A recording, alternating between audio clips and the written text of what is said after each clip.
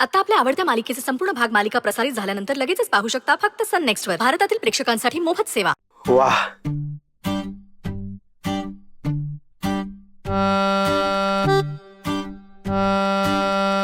गौरीजी काय मस्त चव आहे तुमच्या हाताला. एक नंबर झाले ना लाडू. कमाल रुद्रजी, तुम्ही त्याला एवढे लाडू करून दिले, ते कसे झाले त्याने कळवलं पण नाही. वेडात ते. तुम्हाला सांगतो, मी गावाला जाताना जर मला असे लाडू दिले असते ना, तर या लाडवाचं कौतुक करायला मी रोज एक पत्र लिहिलं असतं. हे घ्या पुष्पा मामी, सगळेच का लाडू घ्या. थँक्यू बिट्टी. वेलकम. गौरीजी थँक्यू. हे लाडू संपले की दुसरे लाडू करा. चला मी येतो. बाय बिट्टी. बाय. बाय.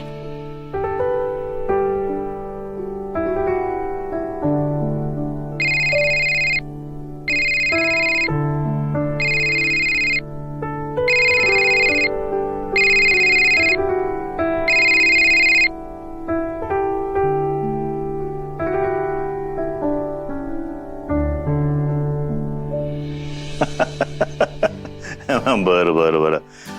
रुद्र मला एक सांग, अरे काही खाल्लंस की नाही? अरे बाबा स्वतःकडे लक्ष दे ना जरा, तब्येतीची काळजी घ्यायची रे. बरं ऐक ना, तू गेलाच आहेस ना तर प्लॉट बघून घे. हा हा म्हणजे पुढच्या दृष्टीने आपल्याला प्रॉब्लेम नको ना, प्लॅनिंग करता येईल. हो हो ओके ओके बाय बाय. हा मुलगा आहे ना फारच. हॅलो. हो सुहा, अगदी खरं आहे तुझं. अगदी अगदी मला मान्य आहे बाळा, पण तू माझं ऐक तर जरा. हॅलो सुहा. हॅलो. काय करावं या सुहाचं? का काय झालं? मला वाटतं पैठणकरांच्या घराला शापच आहे. कसला शाप? काय बोलतेस तू हे? पैठणकरांच्या घरात सुना आनंदाने नांदूच शकत नाही. माझा नवरा देवाघरी गेला, सुमित आणि श्वेता एकत्र असून नसल्यासारखे. रुद्रचं लग्न मोडलं, रोहितची बायको त्याला सोडून निघून गेली. त्या सुहाला समजवता समजवता तर माझे नाकीनऊ आले. हा तू समजवतेस तिला? का का म्हणजे? अहो भाऊजी, मला रोहितची अवस्था बघवत नाहीये. बिझनेस उभा केलाय त्याने, एवढी मोठी ऑर्डर मिळाली त्याला, तरी बिचारा दुःखीच. मला त्याच्या आयुष्यात आनंद परत घेऊन यायचा आहे, म्हणून सोहाला समजावत होते. पण ऐकेल ती सोहा कसली. म्हणाली, रेवती आंटी तुम्हीच कॉल करता. हा आता मी करतेच कॉल, मला रोहितची काळजीच आहे. पण तिचं म्हणणं आहे की राजनपा का कॉल करत नाही. आता यावर काय बोलणार मी? हे बघ रेवती, सुहाचं हे असं घर सोडून जाणं मला अजिबात आवडलेलं नाहीये. हा पण याचा अर्थ असा नाही की रोहितच्या वागण्याचं मी समर्थन करतोय. ऍक्च्युली त्या दोघांनीही समंजसपणा हा दाखवायला हवा, आणि त्यांच्यात मी पडणं हे मला योग्य वाटत नाही. आता त्यांनी त्यांचं ठरवलं पाहिजे की हे नातं टिकवायचं असेल तर काय करायचं. आणि मला पूर्ण खात्री आहे सोहाचा राग शांत झाला की ती परत येईल. अहो असं काय बोलताय भाऊजी तुम्ही? राग शांत होणार म्हणजे कधी? आणि नाहीच झाला राग शांत तर मग रोहितने असंच राहायचंय का आयुष्यभर? आता रोहित स्वतःच्या पायावर उभा राहतोय ना, मग सोहानी घरी परत यायला हवं. हो पण हे तिला समजायला हवं ना. आता नसेल मुलांना समजत तर आपण समजून सांगायला हवं की नाही? चुकतात मुलं.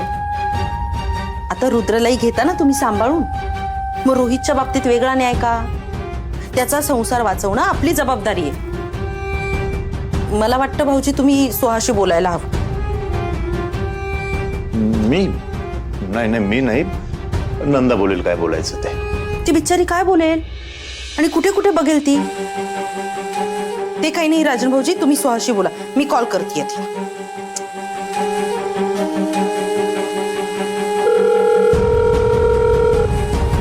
रेवती आंटी मी. हॅलो सुहा, राजनपा बोलताय हा तुझ्याशी? हा बोल बोल बोला बोला. हॅलो बेटा सोहा, हे बघ, अगं मी तुझा राग समजू शकतो. हा, पण मला असं वाटतंय की ह्या घडीला तू रोहितच्या पाठीशी खंबीरपणे उभं राहायला हवं. अगं प्रचंड मेहनत घेतोय तो, खूप बदल झालाय त्याच्यात, आणि मला खात्री आहे की ह्या वेळेला त्याला नक्की यश मिळेल. आणि ह्या सगळ्यामध्ये तू त्याच्या पाठीशी असावंस, घरी यावं हे असं आम्हाला वाटतं. आणि तू घरी आलीस ना की आम्हाला सगळ्यांना खूप आनंद होईल. हो हो. हॅलो बेटा सोहा, ऐकतेस ना? येशील ना परत? हॅलो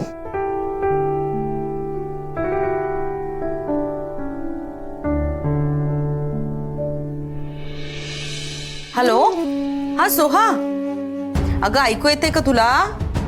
ऐकतेय मी रेवती आंटी. तुमच्या रूम मध्ये नेटवर्कच नाही, आवाजच येत नाही. हॅलो सोहा.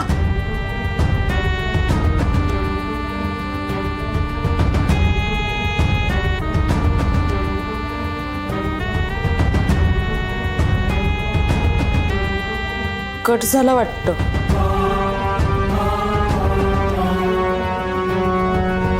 हॅलो हॅलो राजनपा. अगं ते गेले. ते किती हळवे झाले ते पाहिलंच ना तू? रडत होते. रडत होते? हो ग, करणार काय? मुलाचा संसार सुखाचा व्हावा अशी प्रत्येक बापाची इच्छा असते. घरातली वडीलधारी माणसं तुला बोलवताय, प्लीज त्यांचं मन मोडू नकोस बाळा. रोहितने स्वतःचा बिझनेस सुरू केलाय. अगं बदललाय रोहित आता. घरच्यांच्या नजरेत त्याचा मान वाढलाय सोहा. तू प्लीज घरी ये. तू ऐकलंस ना राजनपा काय बोललेत ते? रोहितला आता तुझी गरज आहे. सोहा, नको ग त्याला एकट्याला सोडू असं. प्लीज येशील ना? मी विचार करेन. विचार काय करायचा आपल्याच घरी यायला? ते काही नाही, तू घरी येतेस बस, विषय संपला. आंटी आणि तू जर नाही आलीस ना घरी तर आम्ही येऊ तुला घ्यायला, कळलं?